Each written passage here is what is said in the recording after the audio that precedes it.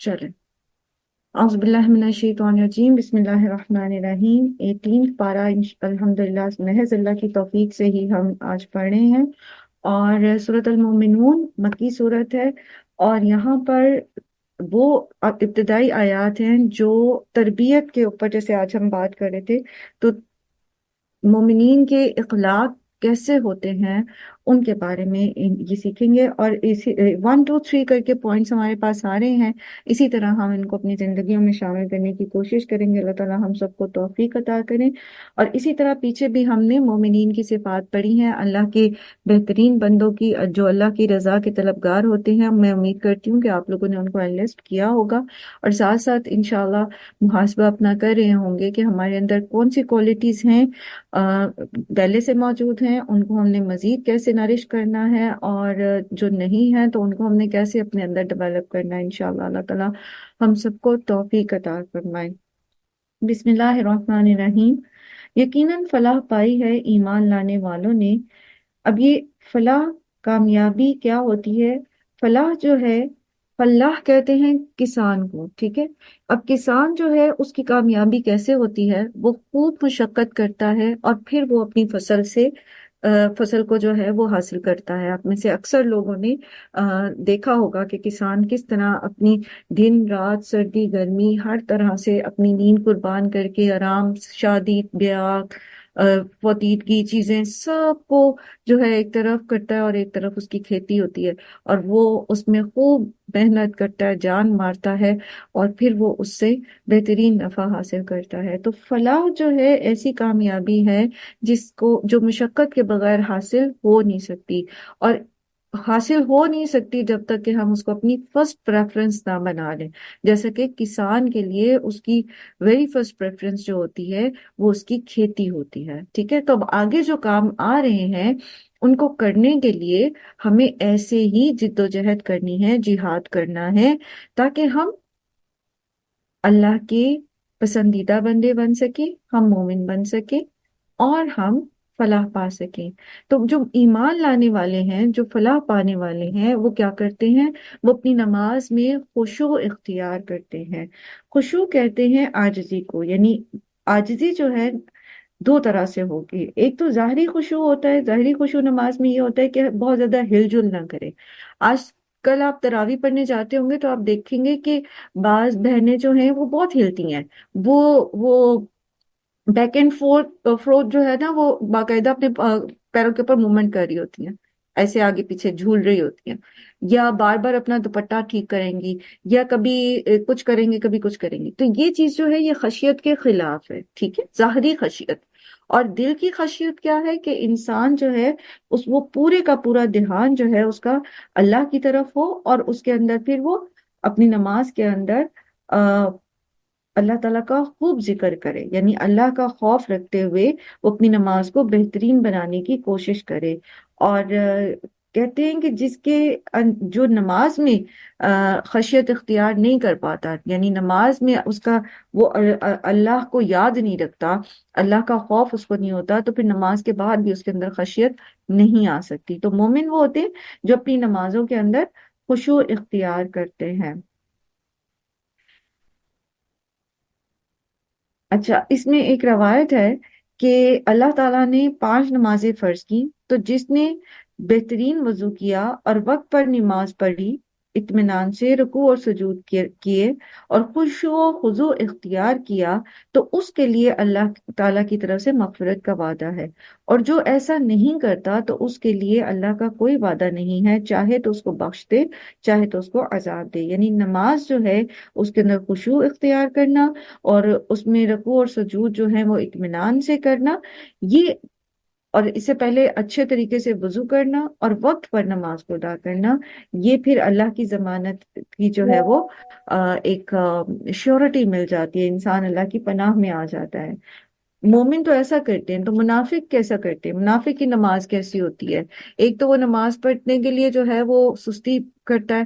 دوسرا یہ کہ جیسے آتا ہے وَلَا يَذْكُرُونَ اللَّهَ إِلَّا قَلِيلًا، نمازوں میں بہت تھوڑا اللہ کا ذکر کرتے، نہ رکوع طریقے سے کرتا ہے نہ سجدہ، کسی کوے کی طرح ٹھونگے مارنے کے جیسا اس کا حساب ہوتا ہے، اتنی تیزی سے نماز پڑھنا۔ تو جو اگر ہم فلاح چاہتے ہیں تو پھر ہمیں اپنی نمازوں میں تھوڑی مشقت اٹھانی پڑے گی، کچھ تھوڑا قرآن یاد کرنا پڑے گا تاکہ قیام تھوڑا لمبا ہو جائے، تھوڑا رکوع و سجود کی مسنون جو دعائیں ہیں وہ یاد کرنی پڑیں گی، تھوڑا اپنی ٹریننگ کرنی پڑے گی۔ جیسے پہلے ہم نے یہ سیکھا کہ یہ آرام سے نہیں ہوگا، اور ایک بات یاد رکھیے، جنت کمفرٹ زون میں رہ کے نہیں ملتی۔ وہ نیکی جو آپ اپنے کمفرٹیبل ہو کے کرتے ہیں وہ اتنا اجر نہیں رکھتی جتنا آپ اپنے کمفرٹ زون سے باہر جا کے اپنے اوپر مشقت اٹھا کے کوئی نیکی کرتے ہیں۔ اب ایک شخص جو ہے جس کو شوق ہی نہیں، جس کے اندر حس ہی نہیں ہے کہ وہ کوئی چیز ایسی دیکھے، تو ٹھیک ہے وہ اس کی نیکی ہے، لیکن چونکہ اس کے اندر وہ طلب ہی نہیں ہے، اتنی رکھی نہیں گئی، تو اس کو اتنا ثواب نہیں ملے گا جتنا وہ شخص جس کے اندر نیچرلی ایک بہت زیادہ ارج ہے کسی ایسی چیز کو دیکھنے کے لیے جو اللہ تعالیٰ نے منع کی ہے، تو وہ جب اپنے آپ کو روکے گا تو اس کو کہیں زیادہ اجر ملے گا۔ یہ ہے کمفرٹ زون سے باہر جانا، ٹھیک ہے، یعنی اپنے اوپر مشقت اٹھا کے نیکی کرنا تھوڑی سی، تو نمازوں کو بہترین بنانا انشاءاللہ۔ پھر وہ کیا کرتے ہیں وَالَّذِينَ هُمْ عَنِ اللَّغْوِ مُعْرِضُونَ، لغو سے دور رہتے ہیں۔ اب لغو کیا ہوتا ہے، پہلے بھی ہم پڑھ چکے ہیں کہ لغو کیا ہے۔ لغویات جو ہیں اس بات یا کام کو کہتے ہیں جو فضول، لا یعنی لا حاصل ہو، جن باتوں یا کاموں کا کوئی فائدہ نہ ہو، جن سے کوئی مفید نتیجہ برآمد نہ ہو، جن کی کوئی حقیقی ضرورت بھی نہ ہو، جس سے کوئی اچھا مقصد حاصل نہ ہو، یہ سب لغویات ہیں۔ تو مومن جو ہوتا ہے اس کے پاس اتنا ٹائم ہی نہیں ہوتا۔ اب آپ رمضان گزارے ہیں، آپ میں سے بہت سارے لوگوں نے انسٹا اور بہت ساری ایسی اپنی مصروفیات کو چھوڑا ہوگا۔ آپ کے پاس ٹائم ہی نہیں کہ آپ موبائل اٹھائیں، آپ کے پاس ٹائم ہی نہیں ہے کہ آپ سرفنگ کرتے رہیں، ادھر ادھر چینل گھماتے رہیں، آپ کے پاس ٹائم ہی نہیں ہے کہ آپ بیٹھ کے تبصرے سنتے رہیں، فلاں چینل پہ کیا تبصرہ آ رہا ہے، فلاں سیاسی لیڈر کے بارے میں کیا بات ہو رہی ہے، فلاں کیا کرا، فلاں کیا کرا، آپ کے پاس ٹائم ہی نہیں ہوگا۔ تو مومن کے پاس ٹائم نہیں ہوتا لغویات میں انڈلج ہونے کا، اور پھر وہ شعوری طور پہ ایسی چیزوں سے بچتا ہے۔ اور والذین هم للزکاة فاعلون، زکوٰۃ کے طریقے پر عمل کرنے والے ہوتے ہیں، یعنی تزکیہ کے اصول پر کام کرنے والے ہوتے ہیں، مال پر بھی زکوٰۃ دیتے ہیں اور نفس کا بھی تزکیہ کرنے والے ہوتے ہیں، یعنی اپنے ایمان اور اپنے اخلاق، اپنی گفتگو، اپنی دل کی حالت، ہر ایک کے بارے میں کانشیس رہتے ہیں اور اس کو درست کرنے کی کوشش کرتے رہتے ہیں، اس کا تزکیہ کرنے کی کوشش کرتے رہتے ہیں۔ اور سبحان اللہ، اللہ کا ہم پہ کرم ہے، اور اللہ تعالیٰ کی حمد ہے اس بات پر، اور حمدن کثیرن ہے اس بات پر کہ اس نے ہمیں قرآن ہمارے ہاتھوں میں دیا جو بہترین ایک ذریعہ ہے تزکیے کا۔ قرآن کے نزول کا مقصد، نبی صلی اللہ علیہ وآلہ وسلم کے بعثت کا مقصد بھی یہ تھا۔ وہ جیسے آتا ہے نا کہ کما ارسلنا فیکم رسولا منکم یتلو علیکم آیاتنا ویزکیکم، وہ تمہارا تزکیہ کرتا ہے۔ تو تزکیہ قرآن کے ذریعے ہی نبی صلی اللہ علیہ وآلہ وسلم کرتے تھے، تو یہ تو ہمارے ہاتھ میں اللہ نے دیا، اور ہم پڑھ رہے ہیں، اور آج 18واں پارہ ہے، اور 18 دن ہماری زندگی میں بہت بہترین طریقے سے اس کے ساتھ گزرے ہیں۔ اللہ ہمیں توفیق دے کہ ہم اس پر عمل بھی کر سکیں، آمین۔ اور پھر یہ کہ وہ اپنی شرمگاہوں کی حفاظت کرتے ہیں، سوائے اپنی بیویوں کے اور ان عورتوں کے جو ان کی ملک یمین میں ہوں، یعنی لونڈیاں، کہ ان پر محفوظ نہ رکھنے میں وہ قابل ملامت نہیں ہے، البتہ جو اس کے علاوہ کچھ اور چاہیں وہی زیادتی کرنے والے ہیں۔ اپنی ایک فطری سیکشول ارج کو پورا کرنے کے لیے یہ واحد راستہ ہے۔ اب لونڈیاں ہوتی نہیں ہے، ٹھیک ہے، اب نہیں ہوتی لونڈیاں، تو بیوی، ٹھیک ہے، بیوی کے علاوہ کوئی اور راستہ جو ہے، کوئی اور طریقہ جو ہے وہ حدیں توڑنے والا ہے، وہ اللہ کو ناراض کرنے والا ہے۔ البتہ جو اس کے علاوہ کچھ اور چاہیں وہی زیادتی کرنے والے ہیں، اپنی امانتوں اور اپنے وعدوں کا پاس رکھتے ہیں۔ اور پیچھے ہم بہت دفعہ امانتوں کو ڈسکس کر چکے ہیں، اور اس کے ساتھ جو ہے وعدوں کو بھی، جو منافق ہوتا ہے اس کو پرواہ نہیں ہوتی، نہ تو اس کو اپنی امانت کی پرواہ ہوتی ہے، یعنی اپنی ذمہ داریوں کی، یا اس کے پاس اگر کچھ رکھا جائے، اور نہ ہی وہ اپنے وعدوں کو پورا کرتا ہے۔ نبی صلی اللہ علیہ وسلم نے اس کے بارے میں فرمایا نا کہ اس شخص کا ایمان ہی نہیں جس میں امانت نہیں، اور اس شخص کا دین ہی نہیں جو عہد کی پاسداری نہیں کرتا۔ ٹھیک ہے، سو اپنے اول تو پورے سوچ سمجھ کے وعدہ کریں، حتیٰ کہ اگر آپ کسی چھوٹے بچے کے ساتھ بھی کرتے ہیں نا وعدہ، کمٹمنٹ کرتے ہیں، اور وعدے کے لیے ضروری نہیں ہوتا کہ بندہ یہ بولے کہ میں تم سے یہ وعدہ کرتی ہوں، نہیں، جب آپ نے کوئی کمٹمنٹ کر لی ہے، آپ نے کہا ٹھیک ہے میں کروں گا، تو اٹ مینس کہ آپ اب اس کے پابند ہیں، تو پھر اس کو پورا کریں۔ اور وہ اپنی نمازوں کی محافظت کرتے ہیں۔ یہاں آپ دیکھیے کہ مختلف وہ بیان کرنے کے بعد، جنت میں جانے کا جو طریقہ ہے، جو اعمال ہیں وہ بیان کرنے کے بعد، اس کو ان بریکٹ کیا گیا ہے نماز میں۔ اسی طرح سورہ معارج میں بھی آتا ہے، نماز سے شروع ہوتی ہے کہ وہ لوگ اپنی نمازوں پر دوام کرتے ہیں، اور پھر اینڈ پر آتا ہے وہ اپنی نمازوں کی محافظت کرتے ہیں، حفاظت کرنے والے ہوتے ہیں، اور بیچ میں مختلف احکامات آئے ہیں، خصوصیات آئی ہیں ان کی۔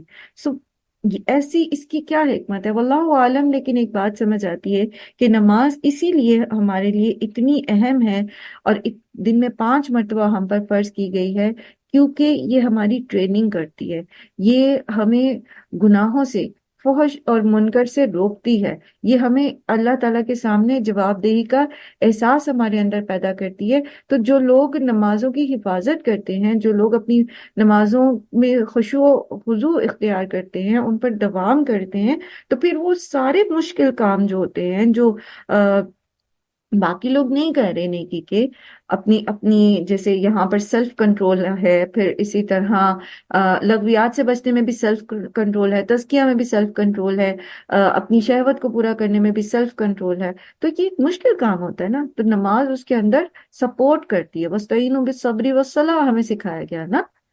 تو آپ دیکھیں کہ یہ دونوں طرف، دو نمازوں کی تاکید کے بیچ میں یہ چیز آ گئی ہے۔ اور نماز کی محافظت کیا ہوتی ہے؟ یعنی نماز کی کو زندگی میں سب سے پہلی فوقیت دینا۔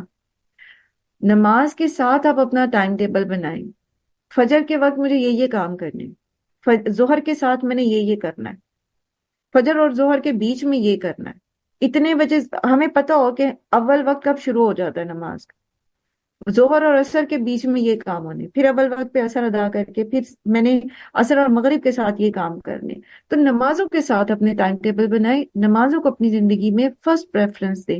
یہ نہیں کہ باقی کام کر کے اچھا نماز پڑھنی ہے اور گھڑی دیکھتے جائیں اور لٹکاتے جائیں نماز کو۔ پھر نماز کی حفاظت میں اول وقت میں نماز پڑھنا بھی آتا ہے، نماز کے اجزاء کو سارے، جو بھی اس کے فرائض ہیں، اس کی سنتیں ہیں، اس کو پراپرلی ادا کرنا۔ پھر نماز میں دیر نہ کرنا، اور نماز کو سکون سے پڑھنا۔ یاد رکھیے کہ سکون جو ہے نماز کا واجب ہے، ٹھیک ہے، سکون کے ساتھ نماز پڑھنا واجب ہے۔ سکون سے قیام کریں، سکون سے رکوع کریں۔ نبی صلی اللہ علیہ وسلم نے فرمایا کہ اس وقت تک رکوع اور سجدہ درست نہیں ہوتا جب تک کہ تمہارا ایک ایک جوڑ جو ہے وہ اپنی جگہ پہ نہ آ جائے، اور پھر رکوع سے سیدھے ہوں تو سکون سے کھڑے ہوں۔ اللہ ہمیں توفیق دے، اس وقت اللہ کی حمد بیان کی جاتی ہے، اللہ ہمیں توفیق دے۔ اس کے بعد جب آپ ایک سجدہ کر لیں تو 2 سجدوں کے بیچ کی دعا پڑھیں، سکون سے سیدھے ہوں، آپ کی کمر بالکل سیدھی ہو، پھر آپ دوسرا سجدہ کریں، پھر آپ سیدھے ہوں، سیدھے ہو کے بیٹھیں گے، پہلے آپ بیٹھیں گے پھر آپ کھڑے ہوں گے، ٹھیک ہے، سجدے سے سیدھا کھڑا نہیں ہوا جائے گا۔ تو یہ اس کو نماز کی چوری کہتے ہیں۔ یہ جو اس طرح کی نمازیں ہوتی ہیں نا جس میں نہ رکوع سجدے پورے ہوتے ہیں نہ سکون ہوتا ہے، تو اس کو کہتے ہیں یہ نماز کی چوری ہے۔ اللہ ہم پر رحم کرے۔ اور پھر نمازوں کے اجر کیسے ملیں گے؟